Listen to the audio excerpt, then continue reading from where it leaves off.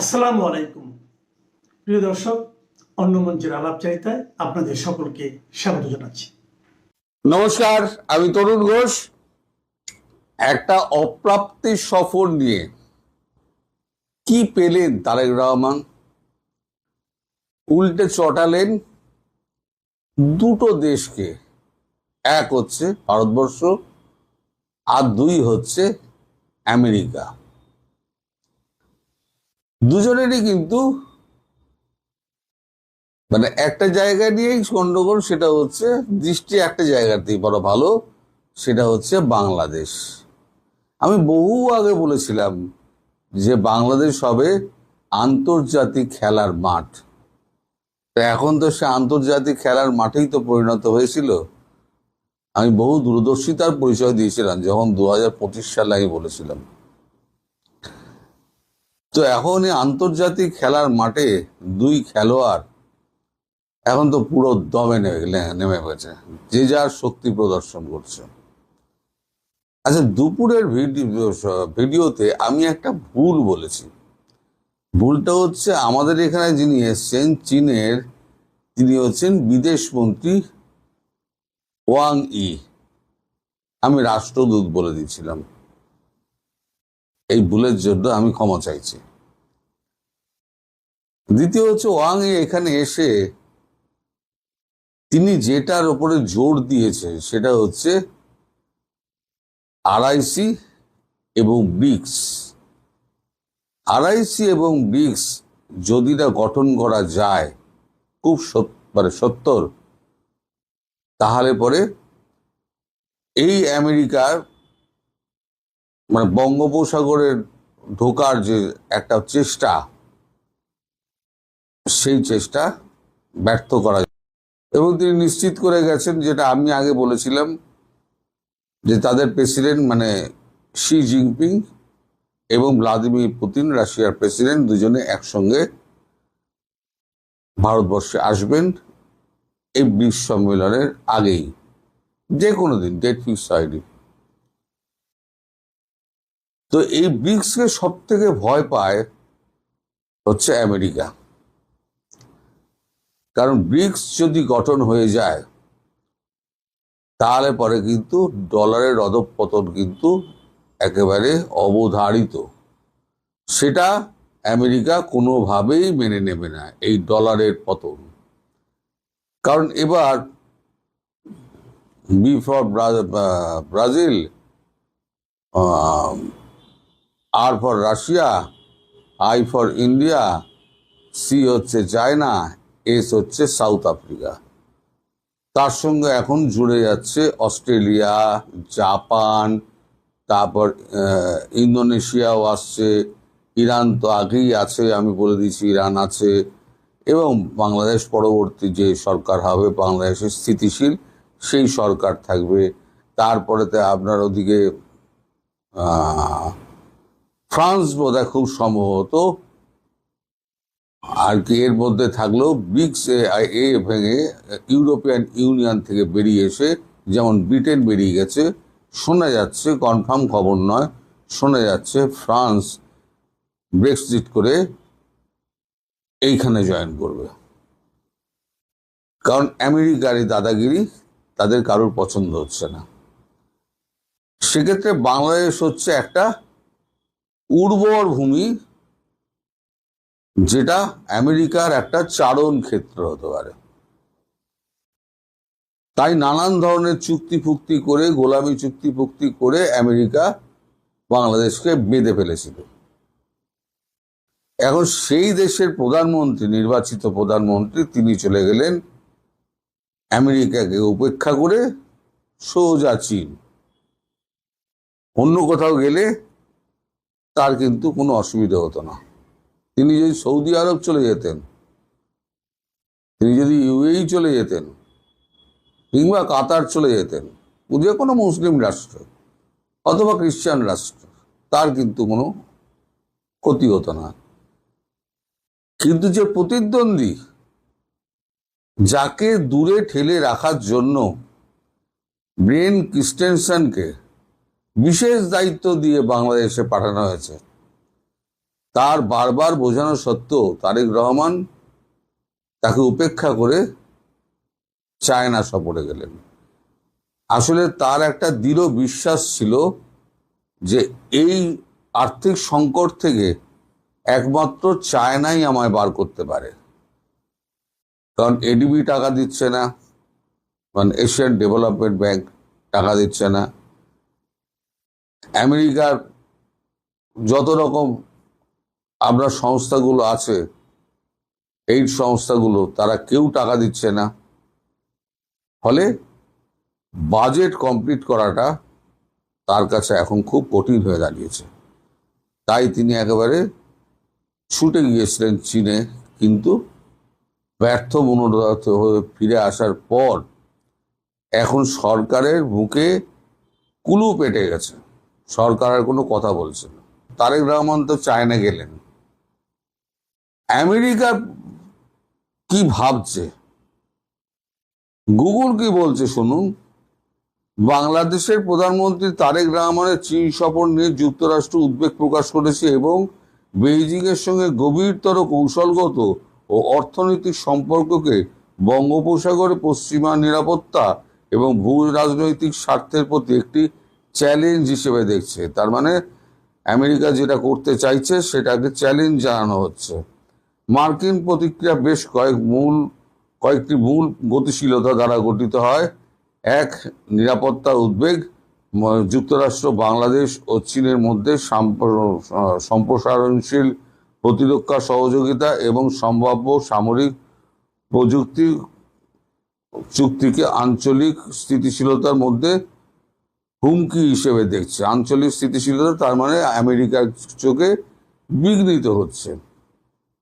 বৈশ্বিক ক্ষমতার দ্বন্দ্ব, ওয়াশিংটন এই সফরকে যা দ্বিপাক্ষিক সম্পর্কে একটি ব্যাপক কৌশলগত সহযোগিতামূলক অংশীদারিত্বের পর্যায়ে উন্নীত করেছে, বেজিংয়ে বেল্ট অ্যান্ড রোড ইনিশিয়েটিভ এবং দক্ষিণ এশিয়ায় তার বৃহত্তম প্রসারের সম্প্রসারণ হিসেবে দেখছে। মানে এই সফরটাকে সে বেল্ট অ্যান্ড রোড ইনিশিয়েটিভ এটাই দেখছে, চীনের ওই ব্যাপারটাই দেখছে, এবং সহযোগিতামূলক সম্পর্ক হিসেবে দেখছে। চীনের সঙ্গে যাই হোক না কেন, তার মাথায় কিন্তু ডোনাল্ড ট্রাম্পের মাথায় কিন্তু এইগুলো ঘুরে বেড়াচ্ছে, বা আমেরিকার মাথায় এগুলো ঘুরে বেড়াচ্ছে। জটিল দ্বিপাক্ষিক সম্পর্ক, যুক্তরাষ্ট্র বাংলাদেশ সম্পর্ক বর্তমানে টানাপোড়েনের মধ্যে রয়েছে। ওয়াশিংটন বাংলাদেশি নাগরিকদের উপরে ভিসা, বন্ড ব্যবস্থা ও ভ্রমণ নিষেধাজ্ঞা আরোপ করেছে এবং তারেক রহমান যুক্তরাষ্ট্রের ভ্রমণ সংক্রান্ত অমীমাংসিত জটিলতার সম্মুখীন। মানে এখনো ওনার ওটা ক্লিয়ারেন্স হয়নি। চীন যেখানে বিদেশি হস্তক্ষেপ প্রত্যাখ্যান করার ক্ষেত্রে বাংলাদেশকে সক্রিয়ভাবে সমর্থন করছে, সেখানে যুক্তরাষ্ট্র পশ্চিমা রপ্তানি বাজার না হারিয়ে বেইজিং ও নয়াদিল্লির মধ্যে সম্পর্ককে ভারসাম্য রক্ষায় ঢাকার প্রচেষ্টার উপর নিবিড়ভাবে নজর রাখছে। তার মানে ঢাকা যা করছে তার উপরে কিন্তু নিবিড়ভাবে নজর রাখছে। আমি বলেছিলাম না, আমি দুপুরবেলার ভিডিওতে এইটা বলিনি এই কারণে, দুটোকে একসঙ্গে করলে পরে জট পাকিয়ে যাবে, তার থেকে আমি আলাদা আলাদা করে দিয়েছি। এখন ট্রাম্প একটা জিনিসে খুব ভয় পান, আগেও বলেছে, সেটা হচ্ছে ব্রিক্স। তার কারেন্সি যদি মানে মূল্য না থাকে, সারা পৃথিবী ডলারে চলছে। এখন সারা পৃথিবীর কাছে যে ট্রেজারি বন্ড রয়েছে, প্রত্যেকটা গভর্নমেন্ট, প্রত্যেকটা দেশ ইউএস ট্রেজারি বন্ড কিনে রেখে দিয়েছে। মোটামুটি আপনার 350 ট্রিলিয়ন ডলারের ট্রেজারি বন্ড বিভিন্ন দেশের কাছে রয়েছে। শুধু চীনের কাছে আছে 176 ট্রিলিয়ন ডলার, শুধু চীনের কাছে, বাকিগুলো সমস্ত আলাদা। এবার শুধু চীন, ভারত, রাশিয়া, তারপর ব্রাজিল, সাউথ আফ্রিকা যে যা কিনে রেখে দিয়েছে, সব ট্রেজারি বন্ডগুলো যদি ফেলে দেয়, দিয়ে বলে যদি আমায় টাকা দাও, আমেরিকা দেউলিয়া হয়ে যাবে। তারপরে নিজেরা নিজেদের কারেন্সি একটা বার করবে, ইউরোর মতো একটা কারেন্সি বার করবে। কারেন্সি বার করে যারা যারা আসবে এর মধ্যে, যেমন সৌদি আরব চলে আসছে, কারণ সৌদি আরব আসছে এই কারণে, সৌদি আরব নয়, ইউএই ইউএই আসছে এই কারণে, ইউএই এত মার খেয়েছে ইরানের কাছে, ইউএই বুঝে গেছে যে প্রতিরক্ষায় আমাকে ওই আমি পয়সা দিয়ে প্রতিরক্ষার ব্যবস্থা কিনেছি তো, কিন্তু ইউএস প্রতিরক্ষা আমায় দিতে পারেনি, প্রতিরক্ষা ব্যবস্থা দিতে পারেনি, আমার দেশ ক্ষতিগ্রস্ত হয়েছে। ফলে এই চুক্তিটা শেষ হয়ে গেলে আমি আর নতুন করে চুক্তি করব না। আর পেট্রো ডলার যেটা ছিল, ওআইসি পেট্রো ডলার আস্তে আস্তে তুলে দেবে। তাহলে কি হলো, পেট্রো ডলার উঠে গেল, ওদিকে একটা ঝড় কমলো, পুরোটাই ডলারে হতো, এখন ইউরোতেও লোক কিনতে পারবে, ব্রিক্স যদি একটা মুদ্রা বার করে ব্রিক্সেও কিনতে পারবে, তার মানে ডলারের ভ্যালু কমলো। তো এই যেগুলো যদি হয়, তাহলে চায়নাকে দূরে রাখার জন্যই তো ভারতবর্ষকে কাছে রাখা। তা ভারতবর্ষের এখন যা নীতি, সেই নীতির প্রতি এখন পুরোপুরি সমর্থন আছে ডোনাল্ড ট্রাম্প প্রশাসনের। সেটা মার্কো রুবিও এসে বলে গিয়েছেন। ভারত কতটা বিশ্বাস করেছে কতটা বিশ্বাস করেনি আমি বলতে পারবো না, কিন্তু ভারত যে সিগন্যালটা দিয়েছে যে এখানে পূর্ণ মন্ত্রিত্বের মর্যাদা দিয়ে দীনেশ ত্রিবেদীকে ওখানে বসিয়ে দিয়েছে, তার অর্থ কালকে ব্যাখ্যা করেছি। আর দীনেশ ত্রিবেদীর সঙ্গে মোদিজির সম্পর্ক খুব ভালো, ভীষণ বিনয়ী মানুষ, এবং তিনি খুব স্পষ্টবাদী। ঘোরের লোক, রাজনীতি করলে তো ঘোরের লোক হতেই হবে, কিন্তু খুব স্পষ্টবাদী, যার জন্য মোদিজি ওনাকে পছন্দ করে। এখন একটা কূটনৈতিক ওখানে অ্যাপয়েন্টমেন্ট দিলে কি হতো, তাকে 10 বার ফোন করতে হতো বিদেশ সচিবকে, নইলে বিদেশ মন্ত্রীকে, তারা সময় মতো গিয়ে মোদিজির সঙ্গে আলোচনা করে তিনি রিব্যাক করে তার সিদ্ধান্তটা জানাতেন। দীনেশ ত্রিবেদীকে যেটা পাঠানো হয়েছে, দীনেশ ত্রিবেদী সিধে একেবারে মোদিজিকে ফোন করবেন, তার জন্যই তাকে কিন্তু এই ব্যবস্থা করে পাঠানো হয়েছে ওখানে। অর্থাৎ এই যে কথায় কথায়, ওই যে কালকে কাগজে পড়েছিলাম না, কথায় কথায় দিল্লিতে ছুটে আসা, রনেন সেন যেটা বলে ছুটে আসার যে ব্যাপারটা, সেই ব্যাপারটা ওইখানেই কেটে গেল। তোমাদের যা বলার আমার কাছে বলো, আমিও কথা বলে দিচ্ছি। তাহলে এখন যদি কোনো গন্ডগোল হয়, সেই গন্ডগোল তাহলে পরে এখন নয়াদিল্লির কাছে ছুটে এসে খলিলুর রহমান কিছু করতে পারবে না।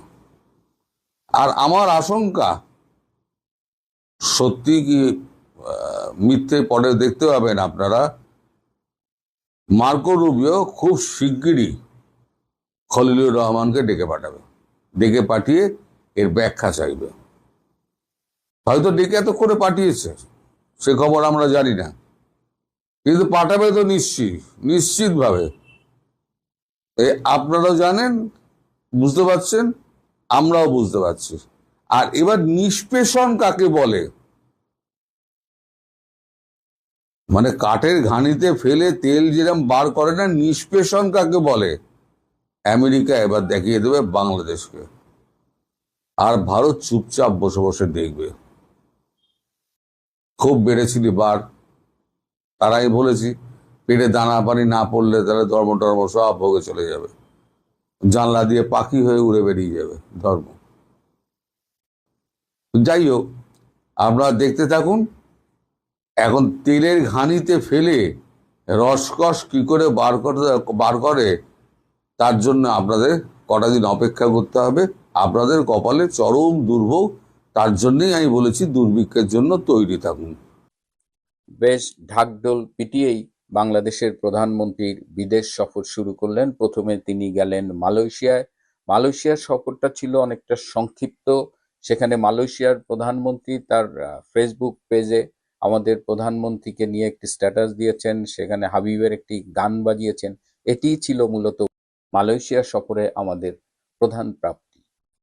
যে আশায় আমাদের যাওয়া হয়েছিল যে মালয়েশিয়ার শ্রম বাজার উন্মুক্ত হবে, বাংলাদেশ থেকে ম্যান পাওয়ার এক্সপোর্ট করা যাবে, সেই বিষয়ে কোনো ডেভেলপমেন্ট নেই। মালয়েশিয়া সরকারের পক্ষ থেকে বাজার খুলে দেওয়া হয়নি। সুতরাং যে মূল উদ্দেশ্যে যাওয়া হয়েছিল সেটি আসলে অর্জিত হয়নি বলা যায়। কিন্তু এই সফরের মূল দৃষ্টি ছিল আমাদের সবার চীন সফর উপলক্ষে। চীনে তিনি 22 তারিখ থেকে 26 তারিখ পর্যন্ত ছিলেন, গতকাল বাংলাদেশে ফিরেছেন। তিনি মূলত ওয়ার্ল্ড ইকোনমিক ফোরামের যে ডাভোস সামার যে সেমিনার ছিল সেখানে অংশগ্রহণ করেছেন। সেই সেমিনার থেকে অবশ্য পাওয়ার তেমন কিছু ছিল না। এর আগে সুইজারল্যান্ডে ডক্টর ইনুস গিয়েছিলেন, 43টা মিটিং করেছেন, একদিন অসংখ্য মিডিয়ায় সাক্ষাৎকার দিয়েছেন, তিনিও ঘোড়ার ডিম নিয়ে ফিরেছিলেন। যাই হোক, এই চীন সফরে তারেক রহমানের সবচেয়ে বড় অর্জন হলো যে প্রতিদিন তার উপদেষ্টা এবং প্রধানমন্ত্রীর কার্যালয়ের মুখপাত্র মিস্টার মাহাদি আমিন তিনি প্রেস কনফারেন্স করতেন। তারেক রহমানের এই সফর কভার করতে যেসব বাংলাদেশি সাংবাদিক গিয়েছেন তাদের নিয়ে তিনি প্রেস কনফারেন্স করতেন, প্রতিদিনের আপডেট দিতেন। তো একদিনের আপডেট শোনার সৌভাগ্য হয়েছে। তো সেই আপডেট শুনে যেটা মনে হয়েছে যে এই সফরের সবচেয়ে বড় সাফল্য হলো যে তিনি চীনের 3জন শীর্ষ পর্যায়ের নেতা বলি বা একেবারে চীনের প্রেসিডেন্ট, প্রধানমন্ত্রীর সমপর্যায়ের প্রিমিয়ার এবং স্পিকার সমপর্যায়ের এই 3জনের সাথেই তিনি মিটিং করেছেন।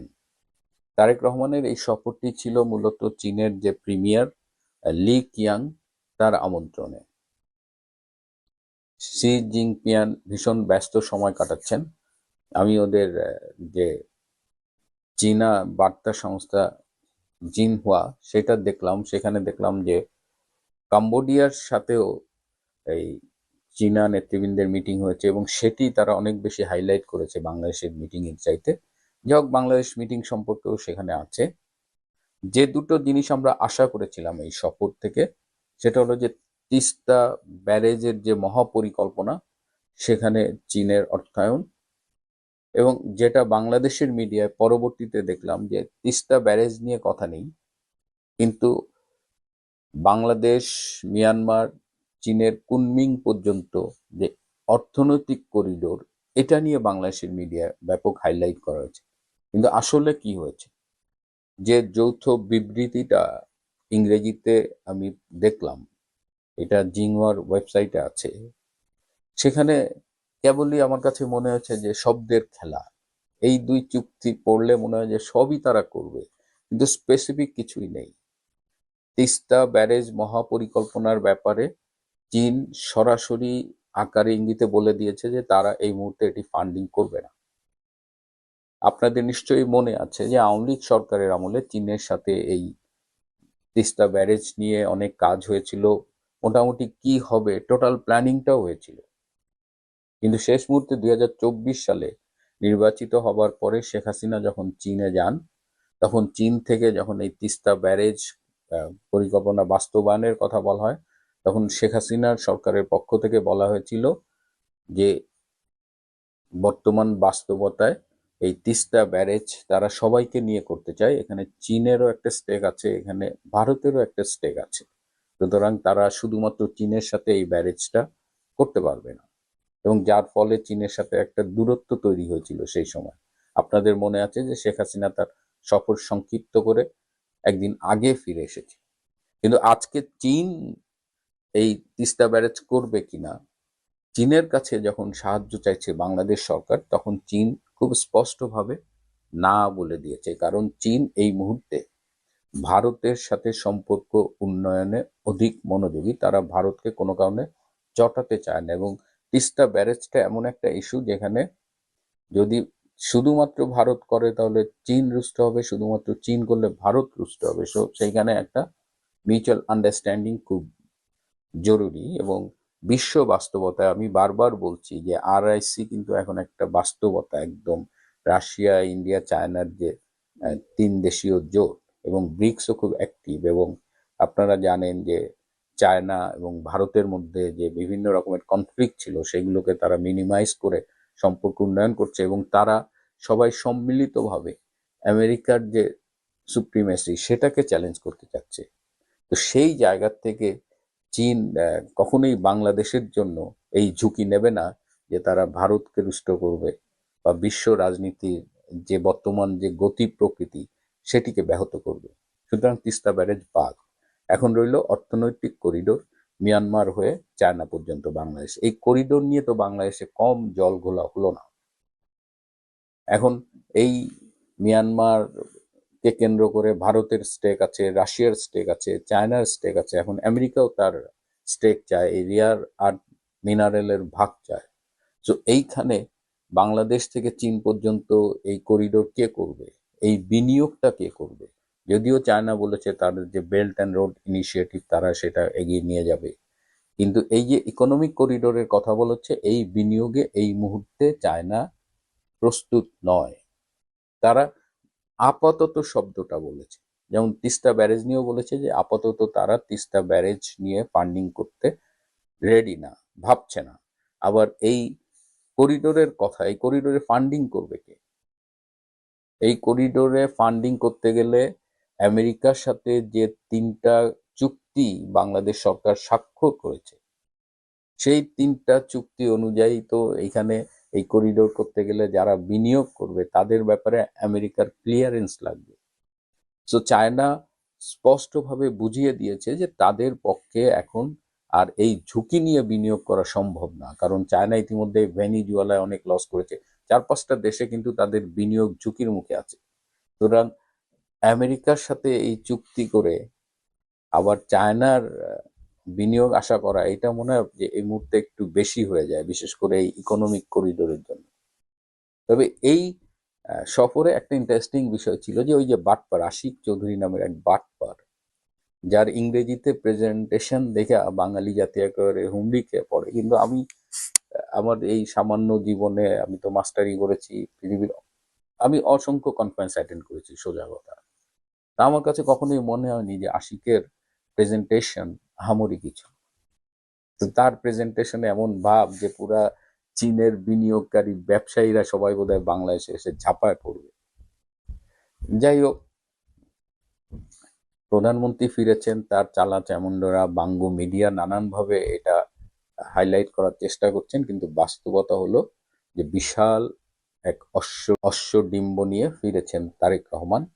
এক কথায় বলা যায় তার চীন সফর লক্ষ্য অর্জনে ব্যর্থ হয়েছে। আপনি বাংলাদেশের সংখ্যালঘুদের বিরোধিতা করেন, সেটা হলো তারা মুক্তিযুদ্ধের পক্ষে ছিল, এটা হলো আপনাদের রাগ, ভীষণ রাগ। কারণ আপনারা চান কৃষ্ণনন্দী মার্কা হিন্দু, আপনারা চান গোবিন্দ মার্কা হিন্দু, যে জামাতে ইসলামের মিটিংয়েও যাবে, গোবিন্দ পারমাণবিক মার্কা হিন্দু চান। যারা সরমনের পীরের মিটিংয়ে যায় বলবে এর চেয়ে তো ভালো জিনিসই নাই, যারা জামাতের কাছে যায় বলবে জামাত শ্রেষ্ঠ। এই ধরনের হিন্দু আপনাদের দরকার, কিন্তু এই ধরনের হিন্দু তো সবাই হবে না। আপনার দরকার হলো গয়াদার মতো হিন্দু, নিপুণ রায়ের মতো হিন্দু, আরো কে যে ফ্রন্ট ঐক্য ফ্রন্ট, কিন্তু হিন্দু খ্রিস্টান ঐক্য ফ্রন্ট মনোট আছে, এই জাতীয় কিছু হিন্দু। আপনাদের দরকার যে তারেক রহমানের কি যেন একজন হয়েছে সচিব মচিব নাকি মন্ত্রী পদ কি হয়েছে, তার মধ্যে সবাই তো সেই হিন্দু হবে না। তাহলে আপনি তাদের তাড়িয়ে দিবেন, সংখ্যার সবাই তো কনভার্ট হবে না, তাড়িয়ে দিবেন, তাই না? কারণ আপনার গায়ের জোরে বেশি, তাড়িয়ে দিবেন। আচ্ছা, ওইটাও মেনে নিলাম, আপনি তো জানি থাকতে দিবেন না। বাংলাদেশ আওয়ামী লীগকে আপনি কিভাবে উচ্ছেদ করবেন? পাড়া জাহিদের 5টা ভোট নাই, তারেক রহমানের পাড়া, মান্না ভাইয়ের পেতিপাড়া, ওই ডাক্তার কষা জাহেদের 5টা ভোট নাই। সে 5 কোটি ভোট যার আছে, 5 কোটি যার নেতা কর্মী আছে, সে আওয়ামী লীগকে সে দেশে থাকতে দিবে না, এবং এই 5 কোটি মানুষকে তারা কোনো অধিকার দিবে না। পারবেন? পারবেন না। যেভাবে বাংলাদেশ আওয়ামী লীগের উপর নির্যাতন করতেছেন, নিপীড়ন করতেছেন, এর শেষ কিন্তু ভালো হবে না। সবচেয়ে আশ্চর্যের ব্যাপার, বর্তমান বাংলাদেশে কিন্তু আওয়ামী লীগের মানুষ, যারা আওয়ামী লীগ করে, যারা মুক্তিযুদ্ধের পক্ষের শক্তি, তারা কিন্তু সংখ্যালঘুর চাইতে বেশি নির্যাতিত। ভয়ঙ্কর ব্যাপার। আবার বলতেছি, আমি এই মুহূর্তে আমি বাংলাদেশ আওয়ামী লীগকে যখন বলতাম যে ভাই সংখ্যালঘুর উপর বাংলাদেশ অত্যাচার হয়, মুক্ত চিন্তকদের তো থাকতে দেওয়া হয় না, তারা এগুলো বিশ্বাস করতে চাইতো না। এখন আপনারা বিশ্বাস করেন তো যে আপনার সংখ্যায় 5 কোটি হয়েও দেশে থাকতে পারতেছেন না, 5 কোটি হয়েও ঘরে থাকতে পারতেছেন না, পারতেছেন না। শক্তি যখন যার চেয়ে বেশি হয় সেইভাবে অত্যাচার করে। এই জন্য গণতান্ত্রিক রাষ্ট্র দরকার, গণতান্ত্রিক ব্যবস্থা দরকার, যাতে ভিন্ন মতের যদি একজন হয় তাকে আপনি নিরাপত্তা দিতে হবে, এটাই গণতান্ত্রিক রাষ্ট্র। কিন্তু ফ্যাসিজম, আলট্রা ফ্যাসিজম, যদি গণতান্ত্রিক রাষ্ট্রে আপনি আপনার মতকে চাপিয়ে দিতেছেন তাহলে ফ্যাসিজম। আর ধর্ম তো আল্ট্রা ফ্যাসিস্ট। ধর্মের আইন মানেই আল্ট্রা ফ্যাসিজম, ক্যানন ল মানেই আল্ট্রা ফ্যাসিজম, যেখানে আপনি কোনো কথাই বলতে পারবেন না। আপনি দেখেন এই মুহূর্তে বাংলাদেশে বলৎকার হচ্ছে, মাদ্রাসা ছোট ছোট বাচ্চাদের বলৎকার করতেছে, মসজিদে খাবার দিতে গেলে বলৎকার করতেছে, কয়জনের ফাঁসি হয়েছে।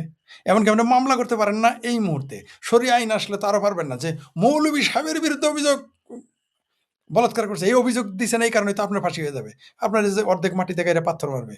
বরং বাংলাদেশে যদি শরিয়া আইন কোনোদিন চালু হয়, মৌলবীরা ক্ষমতায় যায়, যে বাচ্চা পোলাপানদের মাদ্রাসায় পড়াইতেছেন না, ওই বাচ্চার মা বাপেরও বলাৎকার করবো গিয়া হুজুরেরা, কিছুই করতে পারবেন না।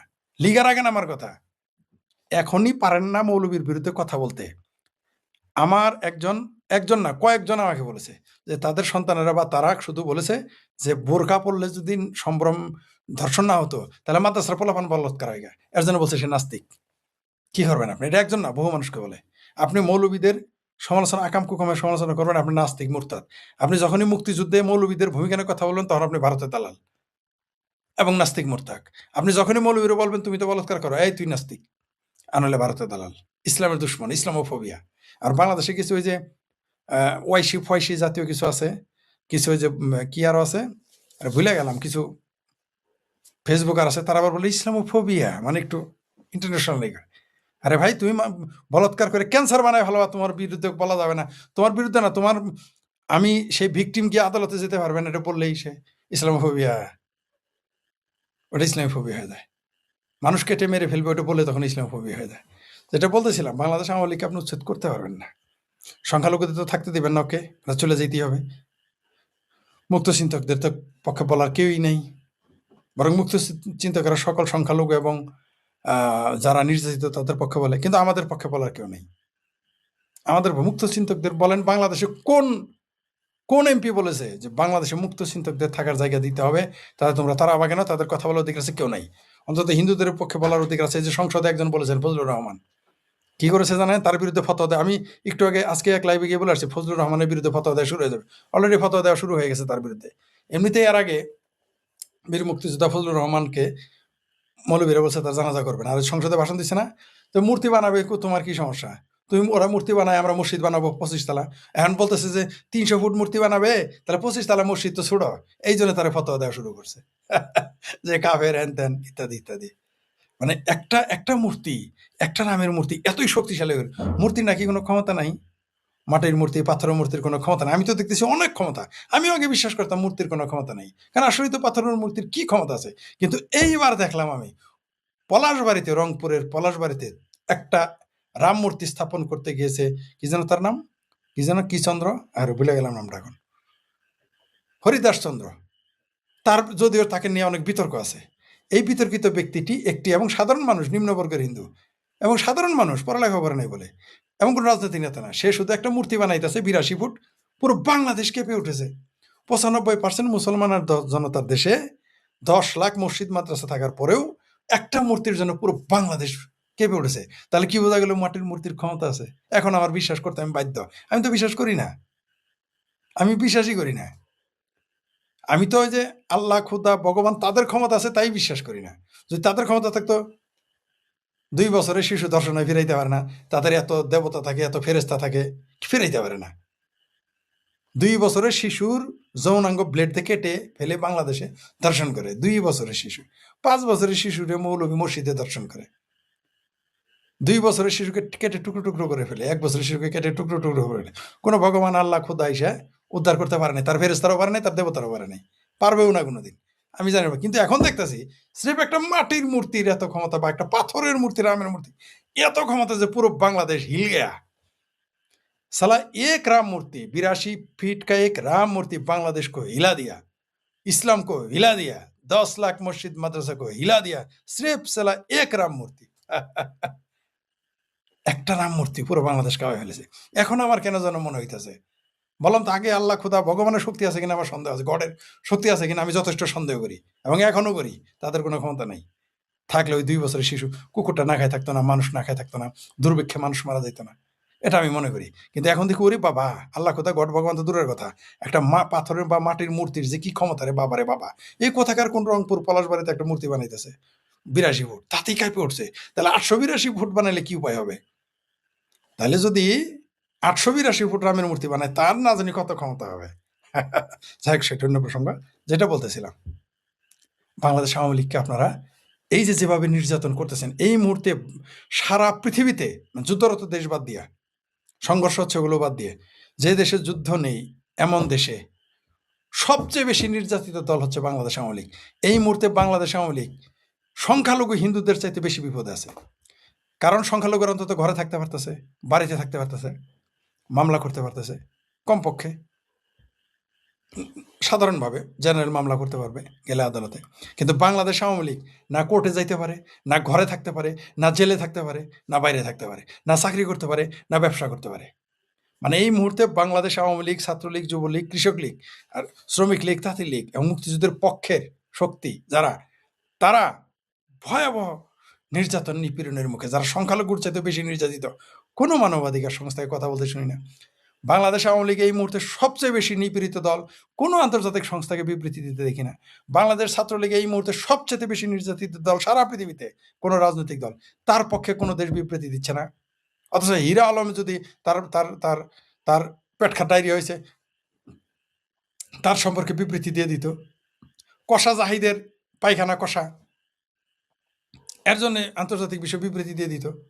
কিন্তু এখন বাংলাদেশের লক্ষ লক্ষ কোটি কোটি মানুষ নির্যাতিত, যারা আওয়ামী লীগ করে, যারা ছাত্রলীগ করে, কোটি কোটি মানুষ নির্যাতিত যারা স্বেচ্ছাসেবক লীগ করে, কোটি কোটি মানুষ নির্যাতিত যারা কৃষক লীগ, তাঁতি লীগ, যুবলীগ, আওয়ামী লীগ, মহিলা লীগ, আওয়ামী যুব মহিলা লীগ করে, নির্যাতিত মুক্তিযুদ্ধের পক্ষের যে কোনো মানুষ নির্যাতিত।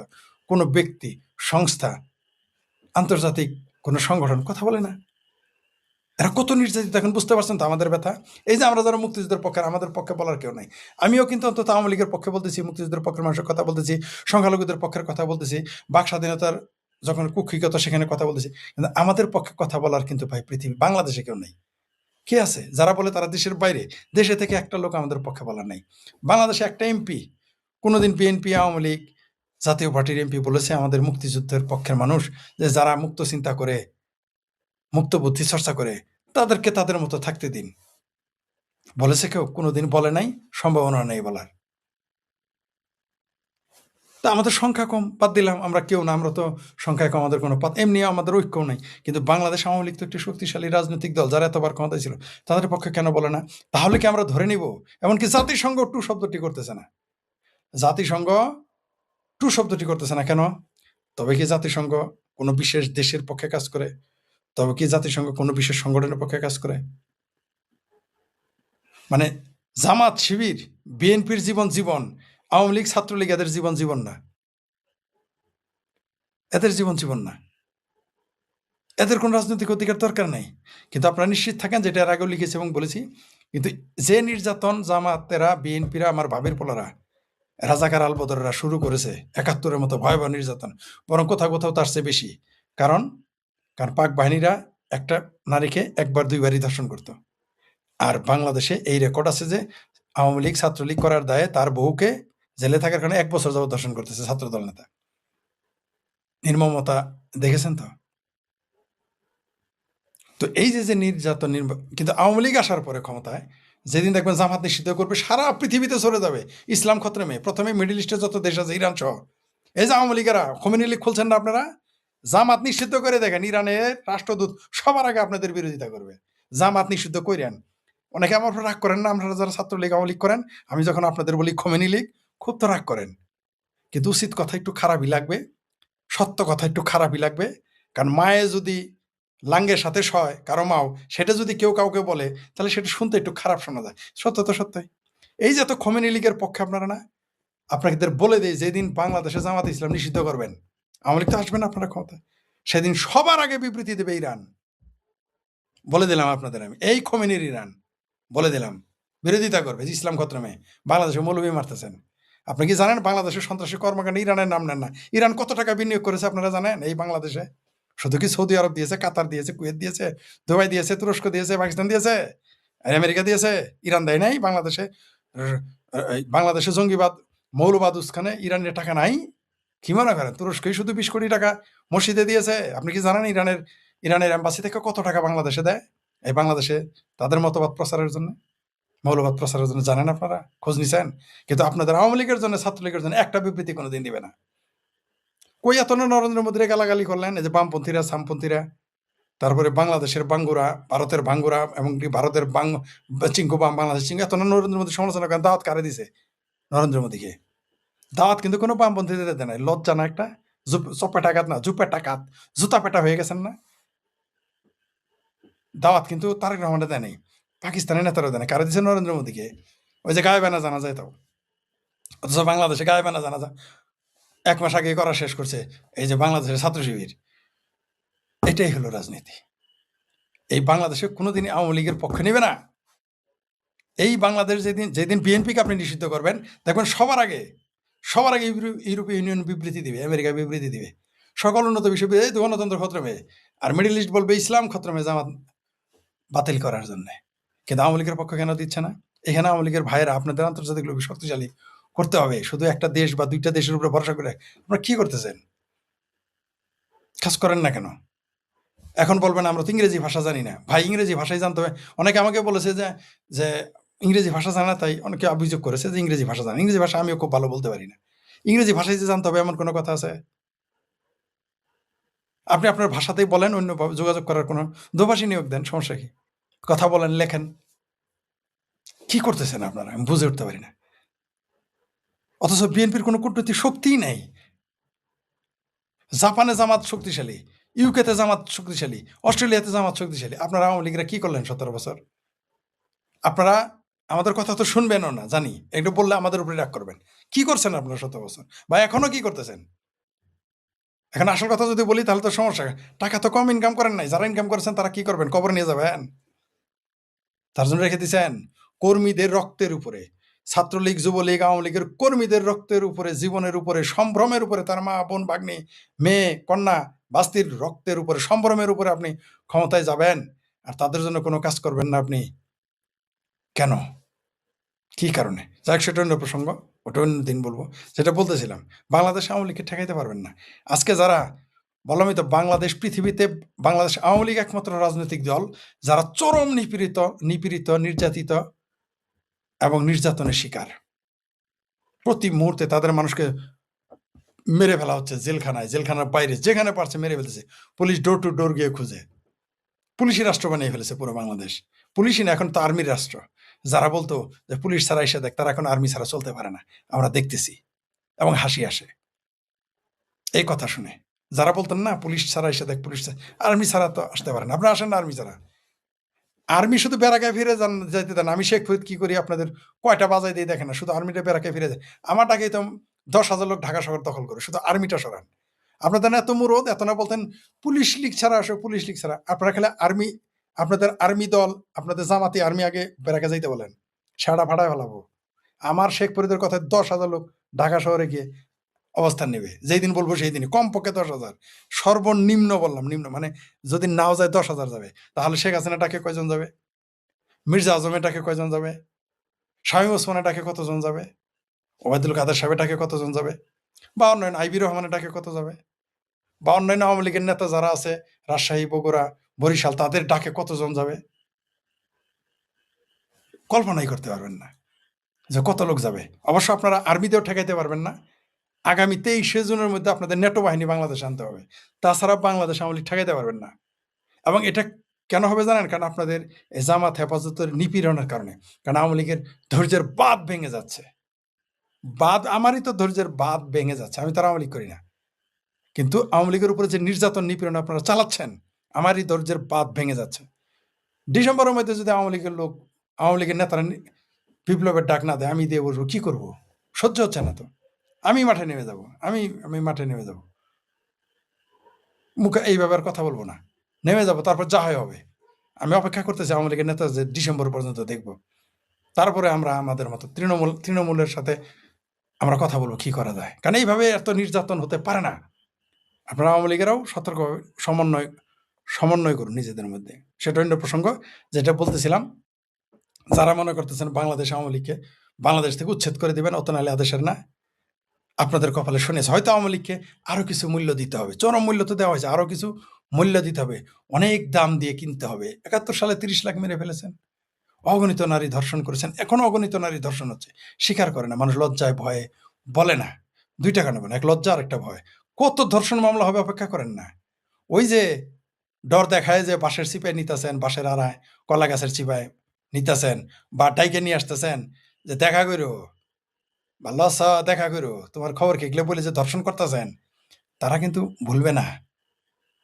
এগুলো হিসাব নেওয়া হবে। এই যে বাংলাদেশের আওয়ামী লীগ, ছাত্রলীগ, যুবলীগ, তাঁতি লীগ, এদের নেতার মা, খালা, বোন, ভাগ্নি, বাস্তি, কন্যাকে যে ধর্ষণ করতে চাওয়া, এগুলো হিসাব দিতে হবে। পাই পাই করে হিসাব নেব আমরা, পাই পাই করে হিসাব নিব। আর আগামীতে মুক্তিযুদ্ধের পক্ষের মানুষ ছাড়া, আওয়ামী লীগ ছাড়া কাউকে কোনো চাকরিতে আর দেওয়া হবে। যে জায়েদ পাড়া বলছে না 50 লক্ষ আওয়ামী লীগকে সরিয়ে দিতে হবে, তাদের কোনো কিছুতে রাখা যাবে না, তাই হবে। ওই জায়েদ পাড়া যা যায়, জামাত, বিএনপি, হেফাজত, চামরানাই পীর, ভাবির পোলারা যা যা বলছে ওগুলো আমরা কার্যকর করব, উল্টা, ঠিক উল্টাটা হবে। আবার আমাদের ময়মনসিংহের একজন এমপি বলছে 50 বছর আর আওয়ামী লীগ ক্ষমতায় আসবে না, 5 মাস পরে দেখুনি, 5 মাস পরে আপনারা ফোন দিব, মাশাল্লাহ। আপনার পায়ের নিচে মাটি থাকবে তো। আপনার সে বড় বড় মর্দ কিন্তু ময়মনসিংহ আওয়ামী লীগ করতো, তাদের খুঁজে পাওয়া যায় না। আর আপনি তো বিএনপি করেন, আপনার হার কিনতে খুঁজে পাওয়া যাবে। 50 বছর পর আওয়ামী লীগ ক্ষমতায় আসে, 50 বছর তো দূরের কথা, 5 মাস পরেই তো আপনাদের কুর্সি নিয়ে টানাটানি লেগে যাবে, খুঁজে পাওয়া যাবে না হার কিনতে আপনাদের। এই এই আপনারা তো জামাতেরা আপনাদের নেতারা কুলাঙ্গার বলে, আপনাদের দলকে কুলাঙ্গার বলে, তার জবাব দেওয়ার মুরুদ আপনাদের নাই। আমার ভাবির পোলারা আপনাদের নেতারা গালি দিতে দিতে দিতে দিতে কমাতে বাড়ায় দেয়। আপনারা টু শব্দটি করতে পারেন, আমাদের মুরুদ নাই তার প্রতিবাদ করতে। আর বাংলাদেশে আওয়ামী লীগকে ঠেকাবেন, ওই মোল্লার মিলিটারি ডর দেখান। আওয়ামী লীগ যেদিন এই মোল্লার মিলিটারির ডর ভেঙে যাবে, তখন আপনি কোথায় যাবেন? আওয়ামী লীগ এখন ডরাইতেছে মোল্লাদের দেখে, যে মোল্লাদের চর থাপড়া দিলে, ওদের যদি লাথি উষ্টাতে বেহেশত থেকে নাম কাটা যাবে।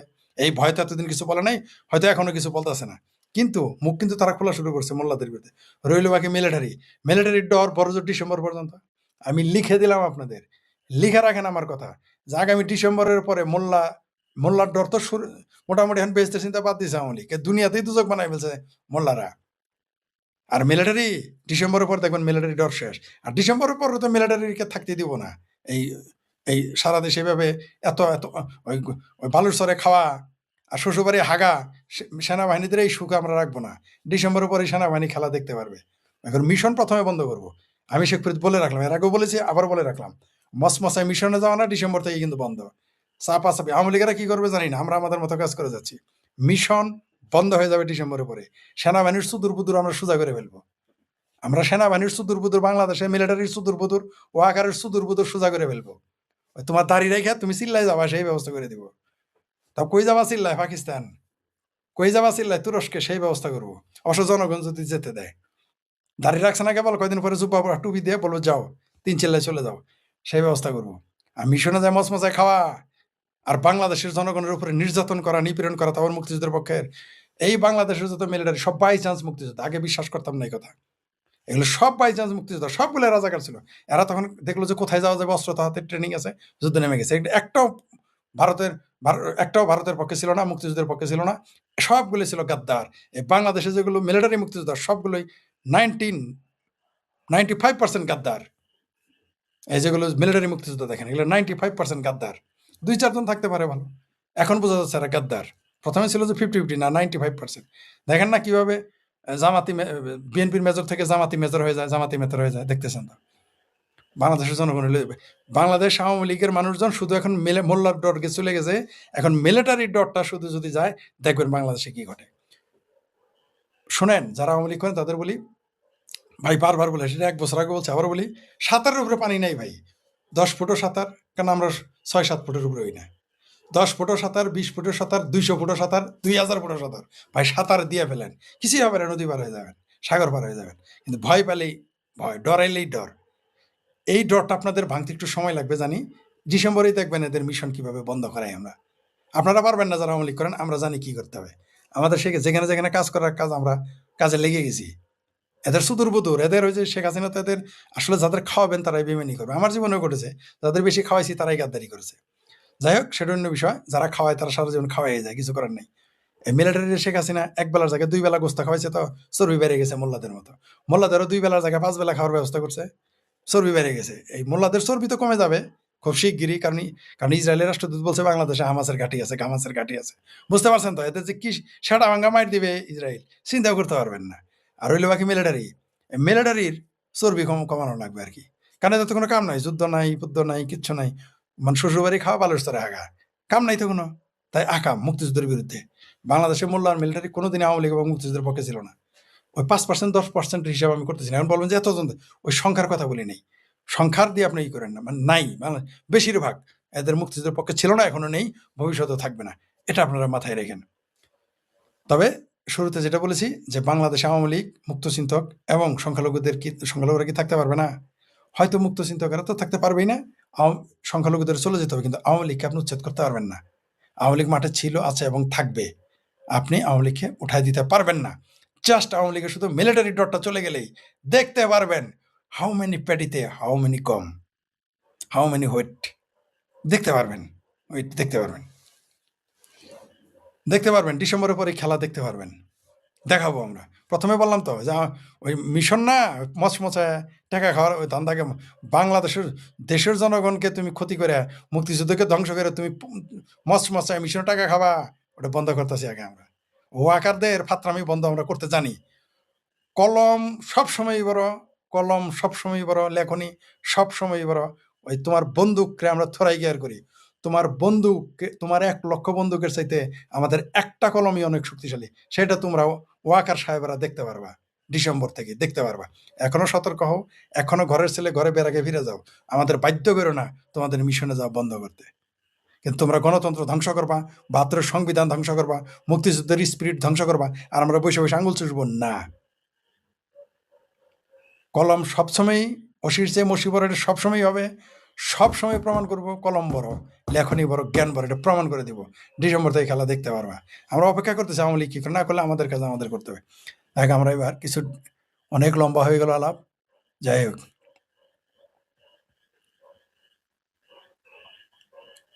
একজনে লেখছে দেশে আয় চান্দু, জি চান্দু, তোমার মায়ের ভাতারা যখন পালাবো বলবো দেশে আয়। তোমার মায়ের ভাতার গোলাম জামাসানা ফালাইছিল, সাইদি 71-75 ফালাইছিল, ওই যে সামারের দেশের সম্পাদক মাহমুদুর রহমান পালাইছিল, তোমার এই খালুরাও পালাইয়াছিল, তোমার ওই শিলংয়ের বহু লোক বিএনপির পালাইছিল। তোমারও বলবো বাবা, তোমার তোমার তোমার মায়ের লাংকে পাঠাও, তোমার মায়ের ভাতারকে পাঠাও, আমরা ওইগুলো বলবো, চিন্তা করো না বাবা, বুঝছো? বাবির পোলা দেখতে পারবা, এই বাবির পোলারাই কিন্তু পরে গিয়ে আওয়ামী লীগে যোগ দিবে, গিয়ে আমাদের গালাগালি করো, আমরা জানি। আসসালামু আলাইকুম রহমতুল্লাহি ওবরকাতুহু। সম্মানিত দর্শক, সকল জল্পনা এবং কল্পনার অবসান ঘটিয়ে প্রধানমন্ত্রী তারেক রহমান সাহেবের যে চীন ভ্রমণ, এটি দৃশ্যমান হয়েছে। দৃশ্যমান বললাম এই কারণে যে মালয়েশিয়াতে তিনি যেভাবে সমাদৃত হয়েছেন, ঠিক তার সঙ্গে যদি আপনি তুলনা করেন, সেক্ষেত্রে তার চীন যাত্রার যে প্রাথমিক স্তর, যিনি মালয়েশিয়া থেকে চীনের ডালিয়ানে গিয়েছিলেন, সেই ডালিয়ানে তার আগমনটি আমাদের দৃষ্টিতে আসলে মালয়েশিয়ার মতো হয়নি। আবার সেই ডালিয়ানের যে ইকোনমিক ফোরামের, ওয়ার্ল্ড ইকোনমিক ফোরামের যে বৈঠক হলো, তারপরে তিনি ট্রেনে করে চলে এলেন সেই বেইজিংয়ে। এই পর্যন্ত মোটামুটি সবাই হতাশ ছিলেন এবং সবাই তার সেই ট্রেনের বিভিন্ন ছবি এগুলো নিয়ে ট্রল করেছেন, বলেছে যে তিনি বেইজিংয়ে যাচ্ছেন, বড়জোর সেখানকার যিনি প্রিমিয়ার প্রধানমন্ত্রী, সেই প্রধানমন্ত্রীর সঙ্গে তার আনুষ্ঠানিক বৈঠক হবে। আর সেই বৈঠকে মানে আনাকুম জানাকুম, এর কারণ হলো আপনারা জানেন যে চীনের যে শাসনতান্ত্রিক প্রক্রিয়া, সেই প্রক্রিয়াতে আমাদের দেশের রাষ্ট্রপতির যতটুকু ক্ষমতা আছে, ঠিক অতটুকু ক্ষমতাও কিন্তু চীনের প্রধানমন্ত্রীর নেই। এটা শুধু একটা রাষ্ট্রীয় প্রোটোকলের আচার। এমনকি সেখানকার অনেক যে মন্ত্রীদের দপ্তর থাকে, কিন্তু প্রধানমন্ত্রী দপ্তরবিহীন মন্ত্রী। তো কাজে সেই দপ্তরবিহীন একজন মন্ত্রী, তার সঙ্গে তারেক রহমান সাহেবের দেখা সাক্ষাৎ হওয়া পর্যন্ত লোকজন বলেছিল, আরে বাদ দাও, এত সোজা চীনের মন পাওয়া, এটা কি শেখ হাসিনার জমানা? এটা কি আওয়ামী লীগ যে আল গাছের লিচা বিষিয়ে দিয়ে একদম এয়ারপোর্টে তছনছ করে ফেলবে? দেখো দেখো দেখো কীভাবে যাতায়াত করছে। তো এই যে জিনিসগুলো, এই জিনিসগুলো নিয়ে আমাদের দেশে যারা অস্থির মানুষ, সাধারণ মানুষ সবারই বুক দুরুদুরু করে। বিএনপির লোকেরও বুক দুরুদুরু করেছে, আওয়ামী লীগের লোকজনেরও বুক দুরুদুরু করেছে। আওয়ামী লীগের সঙ্গে ইদানিং বাংলাদেশের অনেক বিরোধী দল, অনেক পক্ষ বিপক্ষের লোকের যোগাযোগ হচ্ছে এবং তারা যে কোনো কারণে তারেক রহমান সাহেব বা সরকারের প্রতি হয়তো দেশে যারা আছেন উপরে উপরে সরকারের সঙ্গে খুব ঘনিষ্ঠতা দেখাচ্ছেন, জাস্ট লাইক এ মোনাফিক। কিন্তু তলে তলে তারা সরকার বিরোধী যত পক্ষ আছে সবার সঙ্গে তাদের সখ্যতা রয়েছে। তো তারা দোয়া করেছেন, দরুদ পড়েছেন যে আল্লাহ এমন একটা শিক্ষা দাও চীন দেশে যেন এসে আর মুখ দেখাতে না পারে। তো এদেরই যে বিভিন্ন বট বাহিনী আছে, তারপর তাদের যে সকল সমর্থক আছে তারা ইন্টারনেটে বিভিন্ন প্রোটোকলে বলার চেষ্টা করেছিল যে এই চীন যাত্রা মানে একেবারে ফ্লপ হবে। চীন মানে তাকে কিছুই দেবে না, কিছুই বলবে না, ইত্যাদি ইত্যাদি।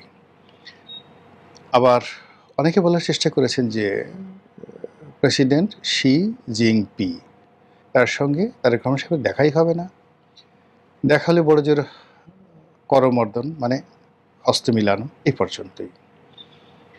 কিন্তু আমি যেটা বলেছিলাম ব্যক্তিগতভাবে আমার অভিজ্ঞতা থেকে, যে যদি বেইজিংয়ে আগমন করার সঙ্গে সঙ্গে আগের ভিডিওটা দেখে নেবেন যদি কারা মানে হয়, মানে আমি এটা উনি ডালিয়ান আসার পর বলেছিলাম যে ডালিয়ানের এই পর্বটি আসলে তাদের সরকারি প্রোটোকলের মধ্যে পড়ে না।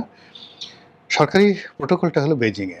তো সেই বেইজিংয়ে যখন তিনি আসবেন, নর্মালি চীনের যে গ্রেট হল আছে সেই গ্রেট হলে তাকে গ্রহণ করা হবে এবং গার্ড অব অনার প্রদান করা হবে। যদি সেটা করা হয় তাহলে এক ধরনের ফলাফল, আর যদি সেটা না করা হয় তাহলে এক ধরনের ফলাফল। কিন্তু দেখা গেল যে এখানে তাকে গার্ড অফ অনার প্রদান করা হয়েছে।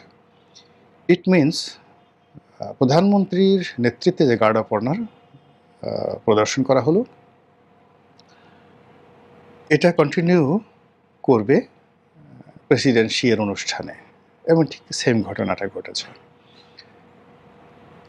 তো এরপরে তিনি গেছেন যে তিয়ান আনমেন স্কোয়ারে যে বিপ্লবীদের যে চীনিয়া বিপ্লবীদের যে সমাধিসৌধ রয়েছে সেই সমাধিসৌধে তিনি গেছেন এবং সেখানে তাকে যথাযথ আমাদের সাভার স্মৃতিসৌধে গেলে যে ধরনের প্রোটোকল দেওয়া হয় ঠিক ওই রকম প্রোটোকল তাকে সেখানে দেওয়া হয়েছে।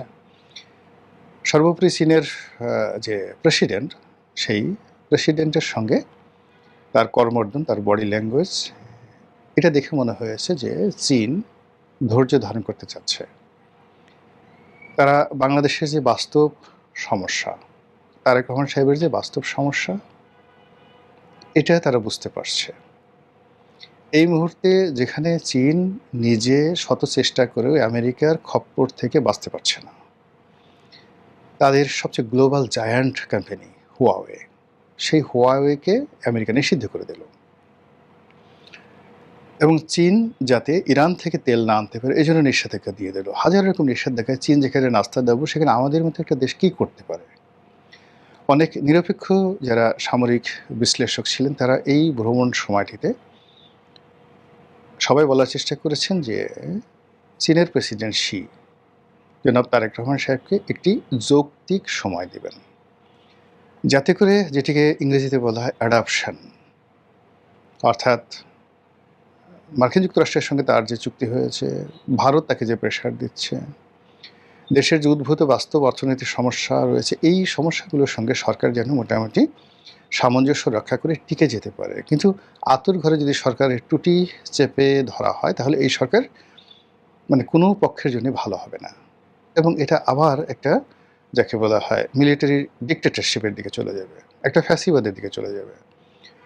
অথবা আওয়ামী লীগ যদি আবার ফিরে আসে, এটা অ্যাবসলিউটলি আওয়ামী লীগ ফিরে আসা মানে এখানে ভারতের শতভাগ গ্রিপ, এখানে দুনিয়া উল্টে গেলেও আওয়ামী লীগের এখন ফিরে আসা মানেই শেখ হাসিনা, আওয়ামী লীগ, ভারত একেবারে একটা ত্রয়ী সম্পর্ক। এখানে চীন বা আমেরিকা কিংবা পাকিস্তান অন্য কোনো দেশ এখানে ঢুকতেই পারবে না। তো চীন সেটা বুঝতে পেরেছে। চীন সেটা বুঝতে পারার কারণে কি হলো, এই যে তারেক রহমান সাহেবের যে সফর, এই সফরটিকে এখনো পর্যন্ত একটি ফরমাল, সৌজন্যমূলক এবং একটি সুদূর প্রসারী, আগামী দিনে একটা ভালো সম্পর্ক স্থাপিত হতে পারে, এরকম একটা দরজা খোলা হলো। কিন্তু এখানে সবার অলক্ষ্যে একটা চমৎকার খেলা মিস্টার শি জিনপি করে দিয়েছেন, চীনের প্রেসিডেন্ট। এটা যদি জনাব তারেক রহমান সাহেব ব্যবহার করতে পারেন, তাহলে তার জন্য একটা চমৎকার যাকে বলা হয় ডিপ্লোম্যাটিক ইনস্ট্রুমেন্ট তার হাতে চলে আসবে।